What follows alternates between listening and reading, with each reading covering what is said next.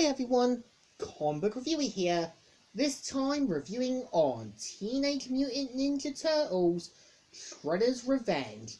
Now, as you know, Teenage Mutant Ninja Turtles, Shredder's Revenge is a beat-em-up game that was developed by Tribute Games and published by Doomoo.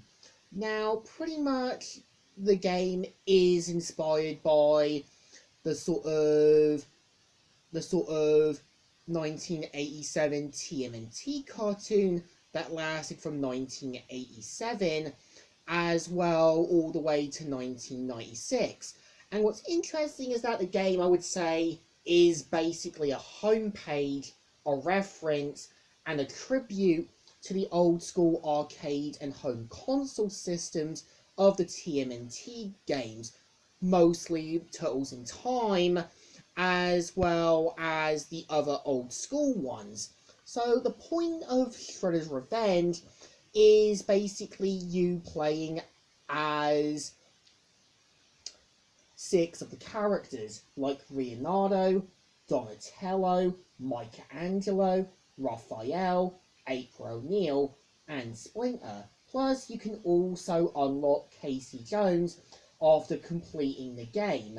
And the premise of the game is meant to have you playing 6 of the characters while dealing with Bebop and Rocksteady and other villains from the whole TMNT series, where we see how at the start of the game Bebop and Rocksteady try to take over Channel 6, and we kind of see how there's certain parts over each level which has parts of Krang's body, and the more you play it, the more you kind of put 2 and 2 together.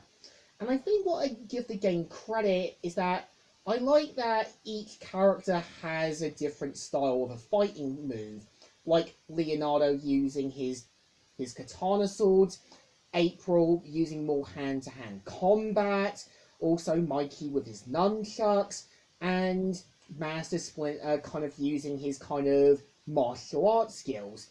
And I think that's what the point of the game is, giving each style of a different fighting move to each character. And I think the point of the Ninja Turtles are meant to have a different fighting style and a different personality that separates them. And I think what I give the sort of game credit is that, one, it also kind of goes back to the old school's days of the old arcade games, like kind of having the 4 or 5 lives, sort of using power-ups and other things. And I think what I give it credit is that it actually uses villains from the sort of old school, from the old series. Like, yeah, when you battle Rat King, he can actually use his flute to summon a horde of rats. When you've got Tempesta, who was sort of a arcade character in one of the old episodes, can make holograms of Toko and Razar. And I think when you've got Wingnut, yeah, he only had one or so appearance, and was more of a foe to the Turtles. And I give it credit that it does use a different kind of, different environment for what you're going to be in the next level, because when you do have Bebop and Rocksteady get in their getaway car, you can actually use the sort of skateboards, but you have to avoid cars, transports, and other things else. And I also like how with Wingnut you have to kind of avoid jet fighter ships and basically foot members using their weaponry. And I like how each foot member has a certain colour, like blacks being a bit more ninja-like, whites using sort of swords, also light blues being a bit more aggressive, and ones that kind of use maces and weaponry. And I think what's also interesting is that, yeah, in the arcade mode, it's pretty much like trying to give you a limited amount of lives and a game you must complete in one setting. So it kind of gives you a bit more of a different advantage. And I think what I like about the final level is giving Krang a different body known as the Statue of Tyranny. And over the course of the game, you do kind of see obvious hints to what Krang's plan is, And I think having Shredder being brought back as the Super Shredder made sense. While the Shredder could be a dangerous foe for the Turtles to fight, the point of the Super Shredder was a much bigger threat, and I think the point of the second film made it clear that the Super Shredder was meant to be something far dangerous, and I think something the 2012 TMNT cartoon made it clear. I think to me is that, yeah, I do think Shredder's Revenge definitely goes back to the old schools of the arcade games and the old home console systems. And yeah, it doesn't really put too many characters under the rug.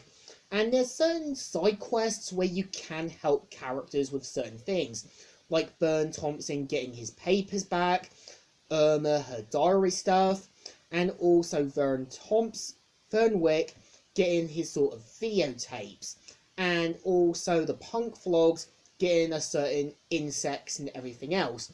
So it gives you a bit more of a different advantage and a different side story than focusing on the bigger things.